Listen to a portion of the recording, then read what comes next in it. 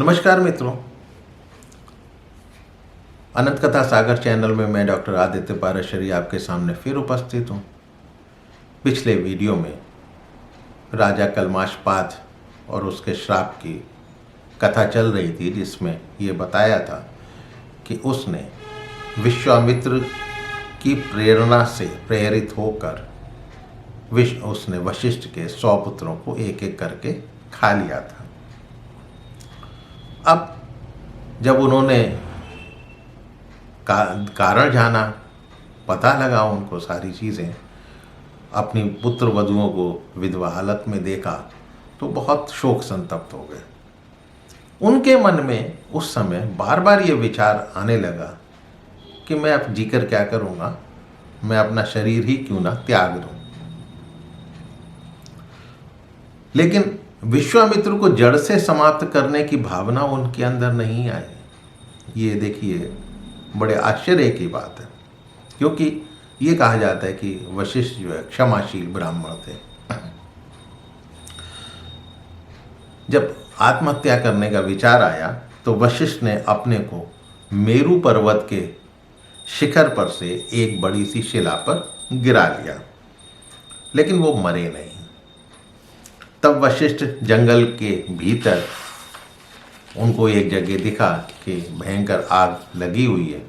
वो उस धधकती आग में घुस गए, लेकिन वो आग भी उन्हें जला नहीं सकी।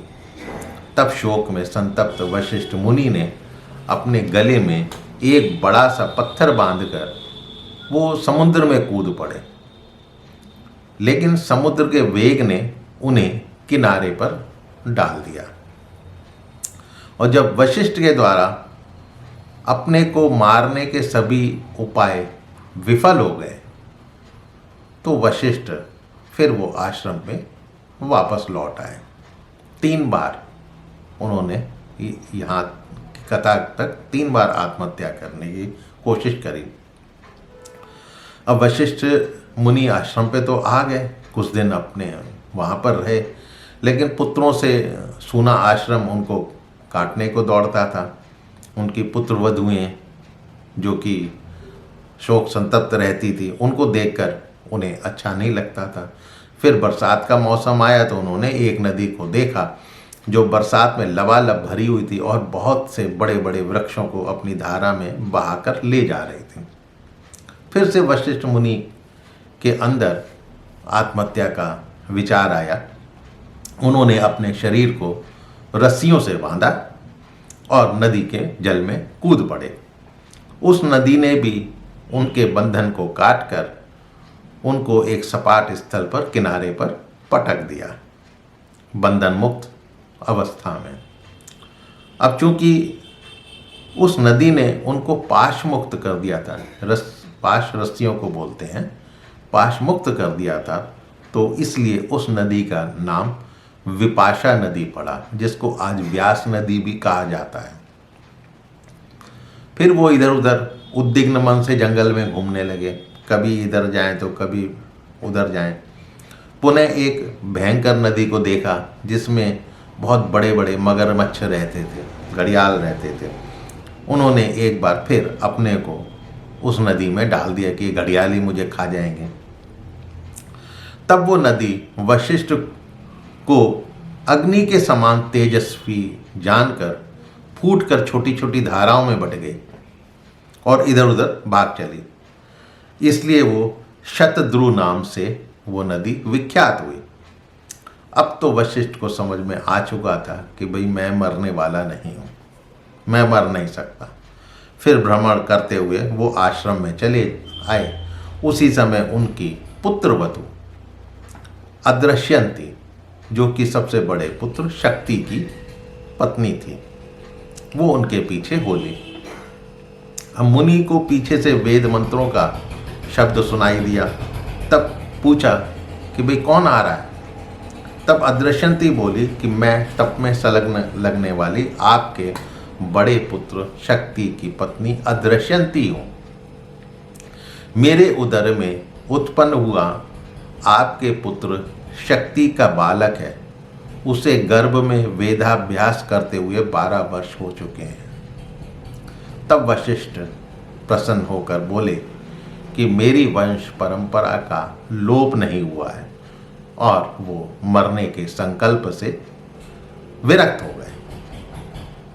उसके बाद अपनी पुत्र वधू के साथ वो आश्रम की ओर लौटने लगे तो निर्जन वन में उन्होंने कलमाशपाद को फिर देखा। अब कलमाशपाद मुनि पर क्रोधित होकर उसी समय उन्हें खा जाने की इच्छा करने लगा। अब तो वशिष्ठ मुनि की जान पर ही बनाए थे। राक्षस को देखकर अदृश्यंती वो भयभीत हो गई। उसने मुनि को कहा कि ये तो बहुत बड़ा सा वृक्ष का तना लेकर हम दोनों की तरफ आ रहा है, इसको नहीं रोका तो ये तो खा जाएगा। तब वशिष्ठ ने अपनी हुंकार से ही उसको वहीं रोक दिया और अभिमंत्रित जल के छींटे देकर अपने योग के प्रभाव से उसे श्राप से मुक्त कर दिया। कुछ समय पश्चात राजा कलमाशपाद ने वशिष्ठ मुनि को हाथ जोड़कर प्रणाम किया और बोले, मैं आपका यजमान सौदास हूँ, मैं आपका यजमान, आज्ञा करें मैं आपकी क्या सेवा कर सकता हूँ। तो मुनि बोले, मेरी जो अभिलाषा थी वो सिद्ध हो गई, अब अपना राज्य संभालो, कभी ब्राह्मण का अपमान मत करना। राजा बोले, मैं कभी ब्राह्मणों का अपमान नहीं करूँगा, लेकिन मैं आपसे एक पुत्र चाहता हूँ जिसके द्वारा मैं अपने इक्ष्वाकु वंश के पितरों का ऋण चुका सकूं। तब वशिष्ठ जी बोले, अवश्य, मैं आपकी इच्छा के अनुसार आपको पुत्र अवश्य दूंगा। तो मित्रों, उम्मीद है ये कथा आपको पसंद आई होगी। यदि पसंद आई हो तो मेरे चैनल को सब्सक्राइब करना मत भूलिएगा और अपने इष्ट मित्रों से इस कथा को शेयर अवश्य कीजिएगा। मिलता हूँ अगले वीडियो में नई कथा कहानी के साथ। तब तक के लिए नमस्कार।